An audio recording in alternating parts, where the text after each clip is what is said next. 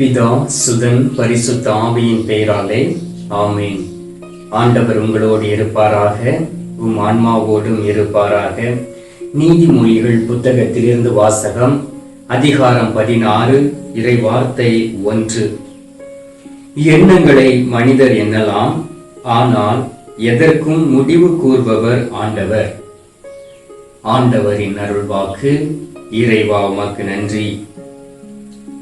கிறிஸ்துவுக்குள் பிரியமான அன்பு சகோதர சகோதரிகளே, இந்த அதிகாலையிலே நமக்கு எவ்வளவு ஒரு மகிழ்ச்சியான நேரம். ஆண்டவராகிய இயேசு கிறிஸ்துவை எவ்வளவோ மக்கள் இந்த உலகத்தில் பார்க்க வேண்டும் என்று துடித்துக் கொண்டிருந்தார்கள். ஆனால் அவர்களால் ஆண்டவராகிய இயேசு கிறிஸ்துவை காண முடியவில்லை.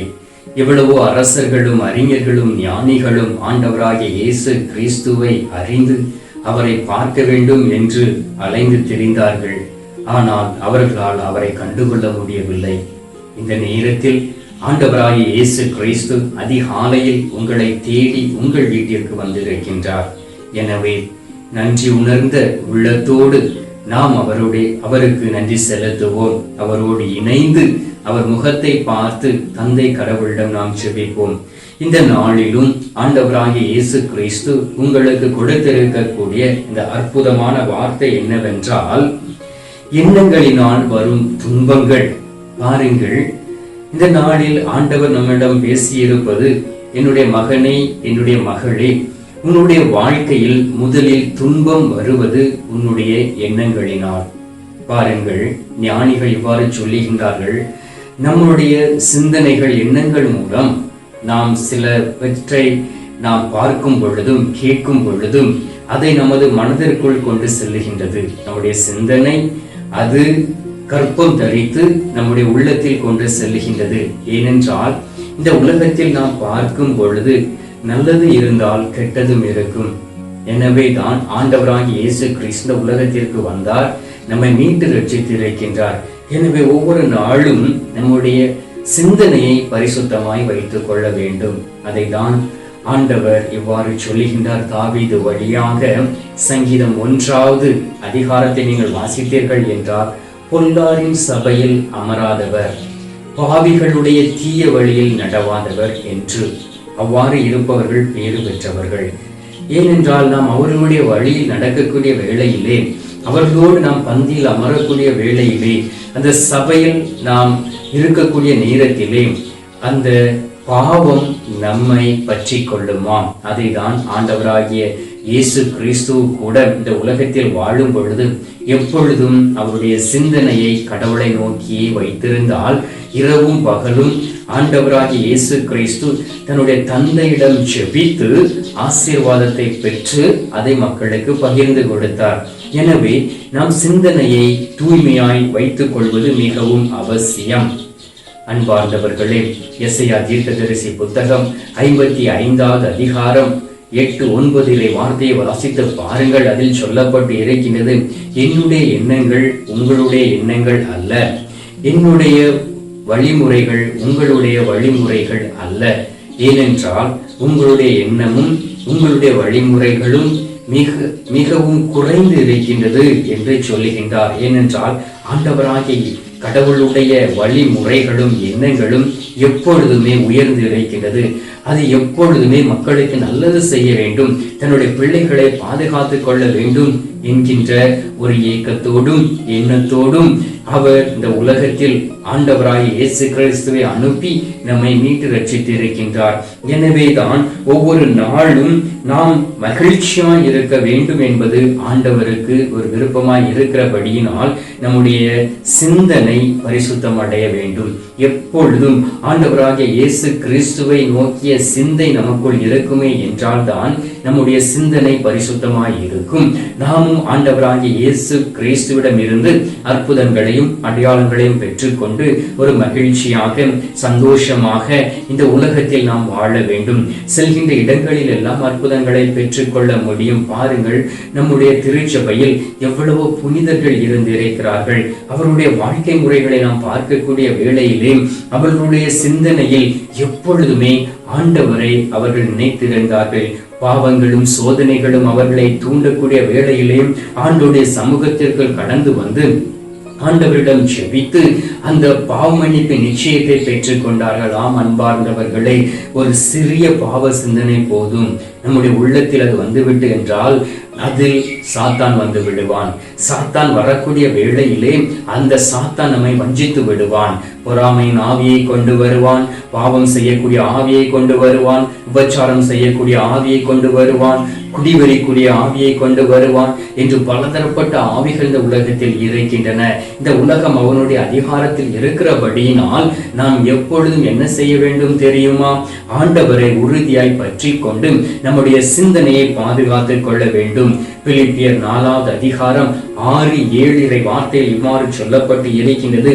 எதை பற்றியும் கவலைப்பட வேண்டாம், ஆனால் நன்றியோடு கூடிய இறைவேண்டல் மன்றாட்டு ஆகிய அனைத்தின் வழியாகவும் கடவுளிடம் உங்கள் விண்ணப்பங்களை தெரிவியுங்கள். அப்பொழுது எல்லா புத்திக்கு மேலான இறை அமைதி கிறிஸ்துவோடு இணைந்துள்ள உங்கள் உள்ளத்தையும் மனதையும் பாதுகாக்கும். பாருங்கள், நம்முடைய புத்தியையும் மனதையும் எது பாதுகாக்கும் தெரியுமா? எப்பொழுதும் இறை வேண்டலோடு கூடிய நன்றி பாடல்களை ஆண்டவருக்காக நாம் பாடியவரை துதிக்க வேண்டுமா? ஆண்டவரை நினைவில் கொண்டு எப்பொழுதுமே நான் ஆண்டவருக்காக வாழ வேண்டும் என்று நீங்கள் உள்ளத்தில் உறுதி கொண்டு ஆண்டவராகிய இயேசு கிறிஸ்துவை நீங்கள் உறுதியாய் பற்றி கொள்ளக்கூடிய வேளையிலே அன்பார்ந்தவர்களே, உங்களை யாரும் அசைக்க முடியாது. இரவு நேரங்களில் பாருங்கள், சில சொப்பனங்களை சாத்தான் கொண்டு வருவான், தீய எண்ணங்களை கொண்டு வருவான். அந்த எண்ணங்களை நாம் காலையில் எழுந்த பிறகு அதை நினைத்து அந்த நாளுக்குள்ள சந்தோஷத்தை நாம் இழந்து போய் விடுகின்றோம். இரண்டாவதாக, சில நபர்கள் வந்து சொல்வார்கள், இவன் உங்கள் குடும்பத்திற்கு எதிராக செய்வனை செய்து விட்டான் என்று சொல்லி. அன்பார்ந்தவர்களை, இதையெல்லாம் நீங்கள் நம்ப வேண்டிய அவசியம் இல்லை. ஏனென்றால் ஆண்டவர் மீது நீங்கள் நம்பிக்கை வையுங்கள். அப்பொழுதுதான் அவர் உங்களை மகிழ்ச்சி படுத்த முடியும். நீங்களும் மகிழ்ச்சியாய் இருந்து ஆரோக்கியத்தோடு வாழ்ந்து கடவுளுக்கு சாட்சியாய் இருக்க முடியும். எஸ்ஐயா 26வது அதிகாரம் 3வது வார்த்தையில் சொல்லப்பட்டு இருக்கின்றது. அவர்கள் மன உறுதி கொண்டவர்கள், உம்மீது நம்பிக்கை உடையவர்கள், அவர்களை அமைதியில் நீர் உறுதிப்படுத்துகின்றீர். பாருங்கள், உங்களுடைய மனம் உறுதியாய் இருந்து ஆண்டவரை மட்டுமே நம்பி இருக்கக்கூடிய வேளையில் தான் ஆண்டவர் அமைதியில் உளவாட உங்களை செய்வார், அமைதியில் நிலைத்திருக்க உங்களை செய்வார். அதற்காக நாம் செபிக்க வேண்டும், அதற்காக நாம் பிரயாசப்பட வேண்டும்.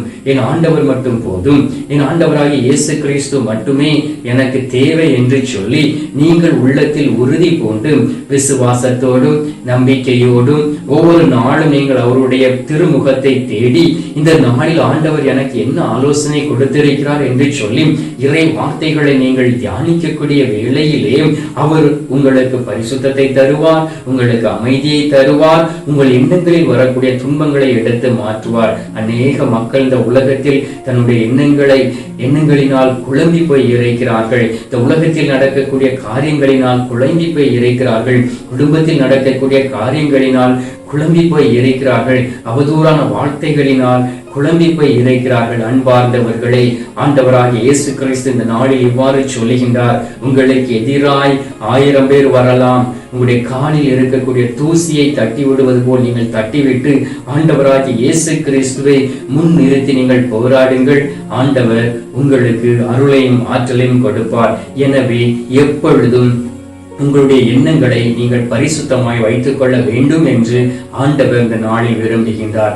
எனவே அதற்காக சிறிது நேரம் நம்முடைய நற்கருணை நாதரிடம் மன்றாடுவோமா? என்னோடு சேர்ந்து நீங்கள் ஜெபிப்பீர்களா? அன்பார்ந்தவர்களே, இந்த நேரத்தில் நாம் ஜெபிக்கலாம். எங்கள் பரலோக தந்தையே, இயேசு கிறிஸ்துவே, தூயனல் ஆவியே, தந்தையே, இந்த அருமையான காலை பொழுதிற்காக நன்றி சொல்லி உம்மை துதித்து உம்மை ஆராதிக்கிறோம் சுவாமி. எங்களுக்கு தாயும் தந்தையுமா இருந்து இரவு முழுவதும் எங்களை கண் விழித்து பாதுகாத்து கொண்டு இருப்பவரே, உமக்கு நன்றி சொல்லி உம்மை துதிக்கிறோம் ஆண்டவரே. சங்கீதம் 121:3 சொன்னதின்படி, இதோ இஸ்ரவேலை பாதுகாக்கின்ற தெய்வம் கண்ணெய்வதும் இல்லை, உறங்குவதும் இல்லை என்று சொன்னீரே. இயேசுவே, நற்கருணை நாதரே, உலகம் முடியும் வரை என்னாலும் கூட இருப்பேன் என்று சொல்லி இரவும் பகலும் எங்களை கண் விழித்து பாதுகாத்து எந்த ஒரு தீமையும் எங்களுடைய சிந்தனையில் வந்துவிடாதபடி எங்களோடு கூட இருந்து வழிநடத்தி கொண்டு இருக்கிறவரே, உம்மை நன்றியோடு துதிக்கிறோம் தகப்பனே. தந்தையே, அநேக கெட்ட பழக்கங்களில் அடிமையாகி என்னுடைய சிந்தனையை கரைப்படுத்தி என்னோட ஆத்துமாவை குற்றப்படுத்தி காயப்படுத்தி பாவத்திற்கு அடிமையாய் வைத்துக் கொண்டு ஆண்டவரே உம்மை நோக்கி வராதபடி உம்முடைய இரத்தத்தினால் தூய்மைப்படுத்தாதபடி அலைந்த நாட்கள் போதும் சுவாமி. ஆண்டவரே, உமது முள் முடியில் இருந்து சிந்திய அந்த இரத்தத்தினால் எங்களுடைய சிந்தனையை தூய்மைப்படுத்துவீர் ஆகும். ஆண்டவரே, எங்களுடைய இதயத்தை பரிசுத்தப்படுத்தும்படியாக செபிக்கிறோம் ஆண்டவரே. இந்த இரண்டும் எங்களுடைய வாழ்க்கையில் பரிசுத்தமாய் இருந்தால் போதும் ஆண்டவரே. உம்மை எளிதாக நாங்கள் பின்பற்ற முடியும், உமக்கு சாட்சியுள்ள வாழ்க்கை வாழ முடியும். உம்மை எப்பொழுதும் அறிவிக்கக்கூடிய பலமும் எங்களுக்குள் கடந்து வரும். அன்பார்ந்த இயேசு சுவாமி, நற்கருணை நாதரே, இதோ நீர் எங்களோடு கூட இருந்து இந்த நேரத்தில் எங்களுடைய குடும்பங்களை ஆசீர்வதித்துக் கொண்டு இருப்பதற்காக நன்றி சுவாமி. ஆண்டவரே, எங்களுடைய எண்ணம் உம்முடைய எண்ணம் போன்றது அல்ல சுவாமி.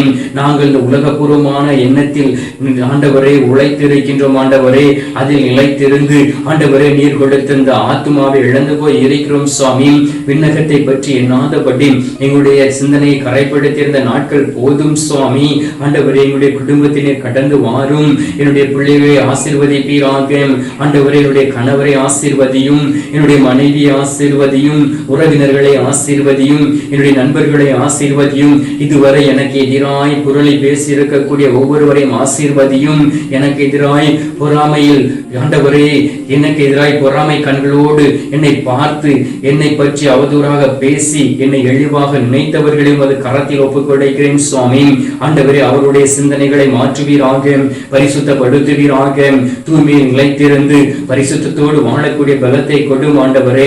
இழந்து போன ஆசீர்வாதங்களை இந்த பிள்ளைகளுக்கு கொடுக்கும்படியாகவும் திருச்சபையில் பணியாற்றக்கூடிய ஒவ்வொருவரும் பரிசுத்த சிந்தனையோடு மக்களை வழிநடத்தும்படியாக உம்மை நோக்கி நான் ஜெபிக்கிறேன் சுவாமி.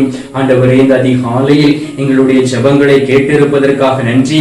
ஜெபத்தை கேட்டு பதில் தந்திருப்பதற்காக நன்றி சொல்லி உம்மை துதிக்கின்றோம்.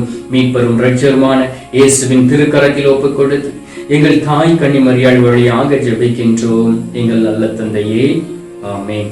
அன்பார்ந்தவர்களே, இந்த நாளில் ஆண்டவர் உங்களுடைய சிந்தனை பரிசுத்தப்படுத்தி இருக்கின்றார். எனவே ஒவ்வொரு நாளும் அதற்காக பிரயாசப்பட்டு ஆண்டவரோடு நிலைத்திருந்து எப்பொழுதும் ஆண்டவருக்குள்ள சிந்தையை நீங்கள் பெற்றுக் கொள்ளும்படியாக மன்றாடுங்கள். இந்த நேரத்தில் நற்கருணை நாதர் தரக்கூடிய இந்த அற்புதமான ஆசீர்வாதத்தை பெற்றுக் கொள்வோம்.